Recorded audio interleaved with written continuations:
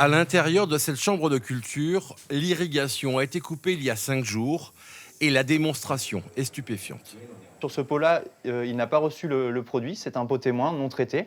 Alors que de ce côté-là, on va avoir une application de produit et on voit que la résistance au stress hydrique est beaucoup plus importante sur le pot traité comparé au pot non traité. Le traitement pourrait bien révolutionner certaines pratiques agricoles. Ce brevet permet d'introduire dans les plantes des phytostérols supplémentaires, une matière naturelle d'origine végétale qui augmente la fermeture des stomates d'une feuille, l'équivalent des pores de notre peau. Quand les stomates sont fermés, la circulation de l'eau est un peu différente et ça permet à la plante de garder son eau plus longtemps. Donc si elle a une sécheresse, elle va mieux utiliser son eau, mieux réguler son eau, aussi bien dans l'eau qui est présente dans le sol, que dans la plante elle-même. Et de ce fait, elle va résister plus longtemps à la sécheresse.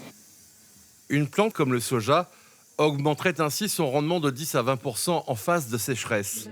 Dans ce flacon, la formulation du produit, un liquide qui sera pulvérisé sur les cultures. Écologique, le procédé d'hélicide plante réduit les besoins en eau, mais il renforce aussi les plantes et pourrait à terme diminuer l'utilisation de produits chimiques contre les maladies.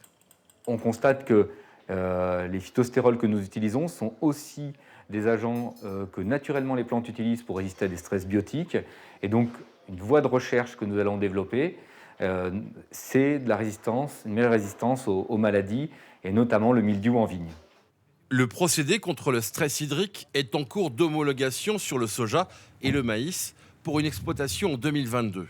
Sur des parcelles extérieures, le laboratoire poursuit actuellement ses recherches sur le blé.